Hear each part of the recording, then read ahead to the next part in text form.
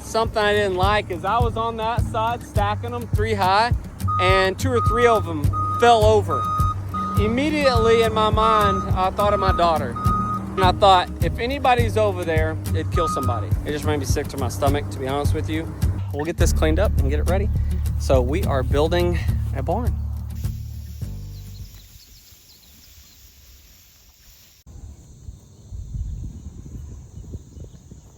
Hey guys, welcome back to Customers Bison. Right here, something's about to happen. So I just let these yearlings in here. This is the 2024 calf crop. Right here, where these yearlings are grazing, will be more than likely the last time bison will be grazing there. Well, not just bison, anything will be grazing right there. I will be brush hogging this, be getting it cleaned up. Sam, one of my former students from Texas from a long time ago, now a full-time welder, runs his own business, is coming to visit. Him and one of his welding buddies, and we're going to build something right here where these yearlings are. It's going to be a great addition to the Ponderosa. Can't wait to do it. Been talking about it for a long time with my wife, Marissa. And it's been needed, you know, especially for this guy, maybe that right there, ATV. You guys are probably with me now. And some hay. Yep, we're going to build a 36 by 60 barn right here. Me, Sam, and his buddy. I'm gonna do it all. All right, well, here it is. First things first, we've got to get our material. We just got it delivered from Sherelle Still and Ada, which is actually only about 35 minutes from the ranch, so they were able to deliver it. And Sam, who's gonna build the barn, is actually on his way. He'll be here very soon. There he is right there. Most important man from Texas right now. That's what I feel like. Are you dressed to work? Yeah, I actually... Once Sam arrived and we got caught up a little bit, it was time to do a rough measurement of really where we wanted this barn to go. Now remember, it's going to be a 60 by 36, so 60 long by 36 wide. We're going to be putting it just south of our red barn, away from our corral panels. Ready on the spot. Yep. That's what I do. All the way from Lubbock, Texas, America. You gotta wear your comfy clothes first. Gotta wear the comfy clothes. I sure don't look like a welder at the gas station. So as Sam was kind of getting mentally ready and physically ready, I went ahead and got this area mowed so we could go ahead and get it staked in the ground and get our measurements set.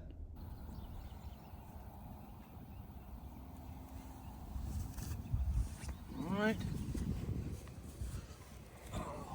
Staking this out and getting your measurements correct is so important right now to get everything right before you ever start digging or setting posts or anything. It's coming together. Look at this. How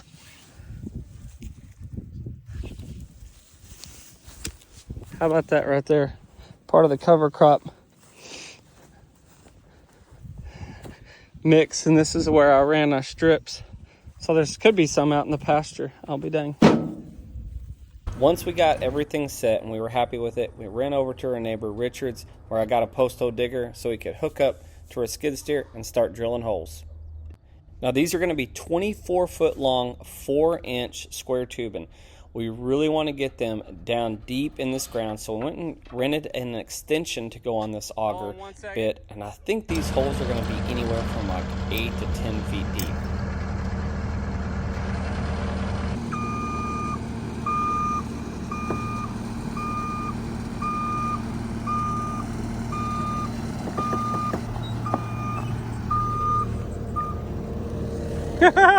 Heavy! Well, now is the easy task. It's time to drill some holes. So for this barn, our sidewalls are going to be 16 feet tall. For the uprights, we're going to be using a 4x4 square tubing 11 gauge. So it's going to be really critical that these holes are deep and that these 24-foot joints are going in the ground really deep. So this is where it's really important that your stakes and your string line is almost perfect. Kevin stopped by the Ponderosa to make sure Sam and I were doing it right.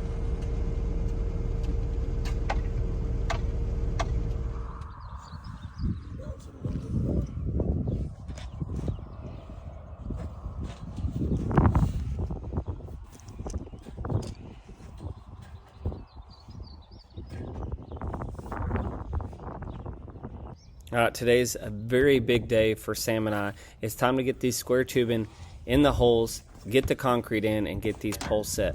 Sam's gonna go home for a couple days, let these poles set, and then him and his buddy Seth are coming back, and they're gonna get after this barn and start welding it up. All right, that'll work.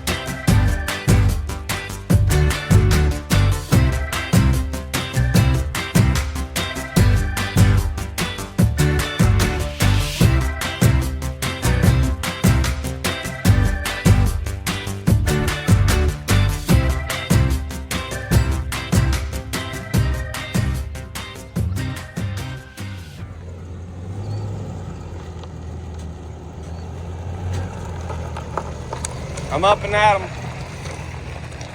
Now that Sam and Seth are here, there's 2 welders on the Ponderosa property, and it is hammer time to start getting this barn put together. In order to make this go safer and smoother, we went ahead and ordered a telehandler from a local place down the road. Having a piece of equipment like this telehandler made it so much better and faster. These telehandlers can pick up a lot of heavy equipment, and Sam and Seth put pallets on it so that they could stand up there and work and weld this square tubing on our uprights to really get the frame and structure of this barn going.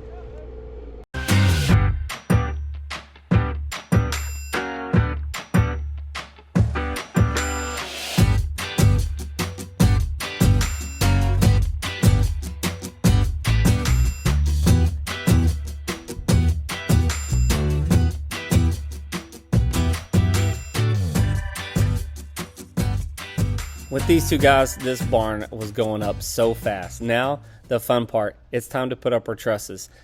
Total, there are 6 trusses, 5 regular 36-foot trusses, and then a custom one with a turkey foot on the end of it. So maybe at the end of this barn build, I can wrap it with wood someday. That's kind of been my goal. We'll see if we want to do that later on down the road. This barn is really coming together. Once we put on these trusses, this barn's going to really look like something.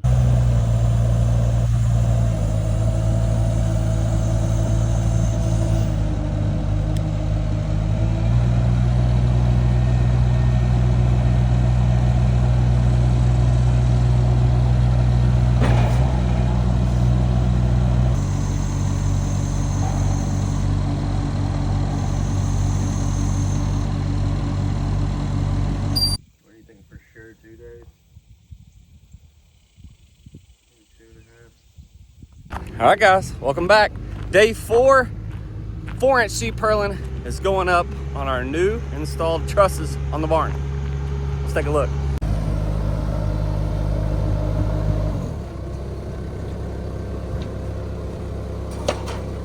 Morning. Morning.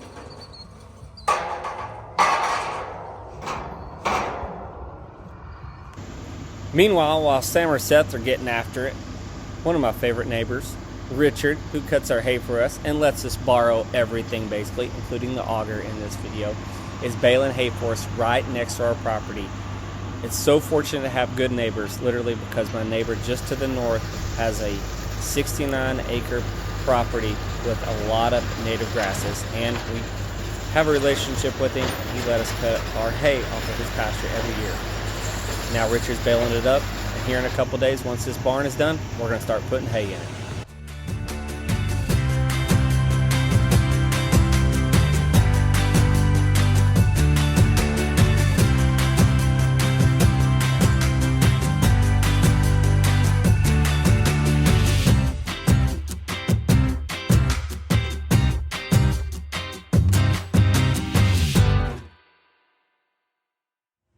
After the 4-inch C-purlin is spanned out and welded to the frame of the barn, now it's the last piece of the puzzle. It's time to do all the sheet metal work, trim, and we're adding gutters on it as well.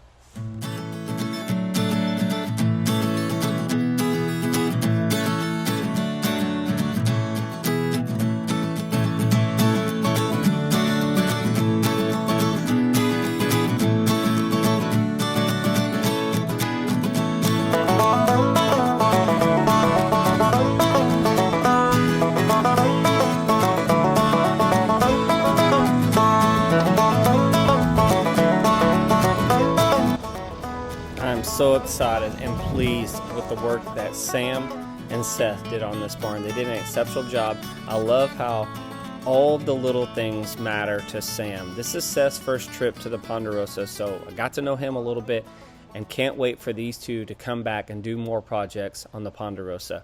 They're so attention to detail, and that is hard to find today, especially in young folks like these two. They did an awesome job on this, and now it's time for them to go back to Texas, keep on doing their thing, and it's time for us to stack hay in this barn.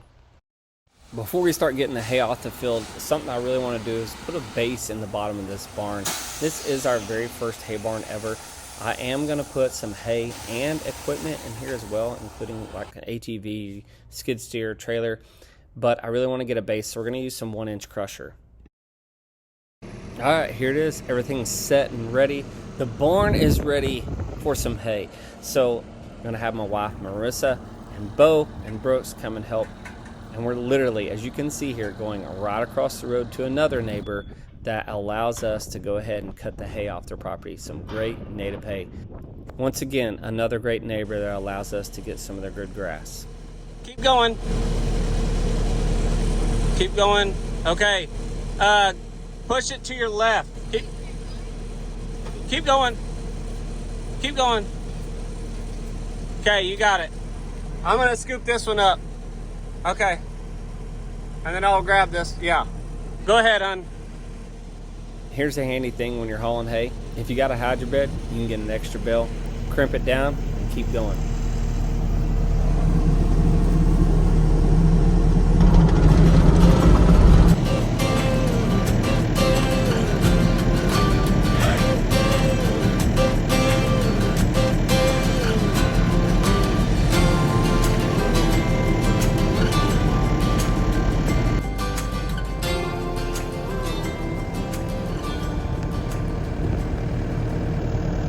Lift up. Up. You gotta get some oomph on it. As far as you can. Now go up. Use those legs. Your legs.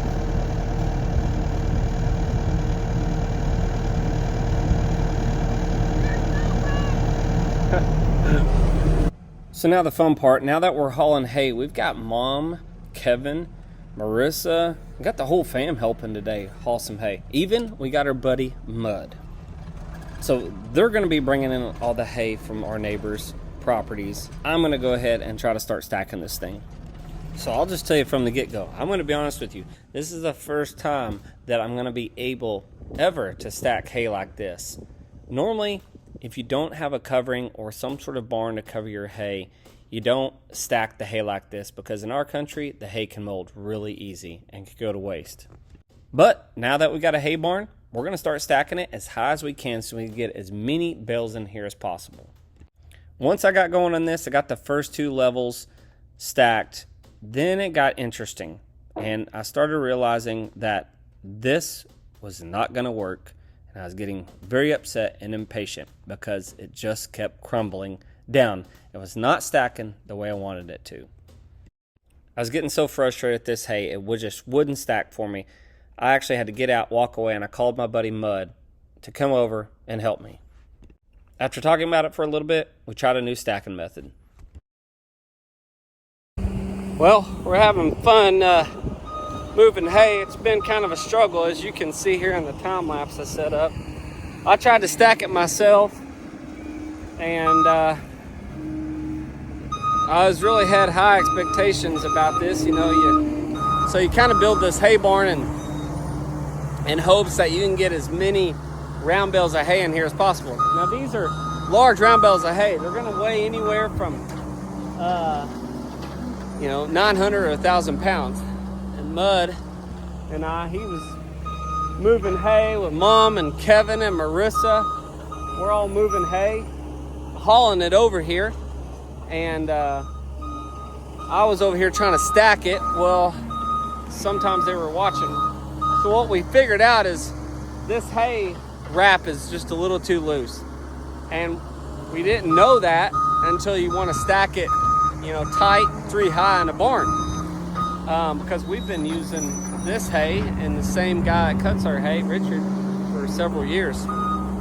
And now we've kind of figured out it's loose because we're trying to stack it. So we had to put our minds to it, basically, which is never good. But Mud kind of figured out, and I looked at some diagrams online. I'm like, this hay is too loose, the wrap is too loose, and we can't stack it 3 high the way we wanted it, the way I started out with. Let's try something different. And so we did. And now Mud is getting after it here. And his hay forks on the front are just BA.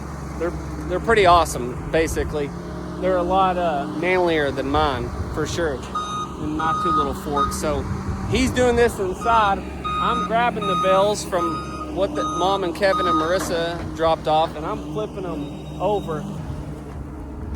Something else here that was really what dawned on me, and I did like, because I started stacking them traditionally the way you would, and something I didn't like is I was on that side stacking them 3 high, and 2 or 3 of them fell over on the inside of the barn. I had no idea if anybody was on the inside of this barn, and immediately in my mind I thought of my daughter,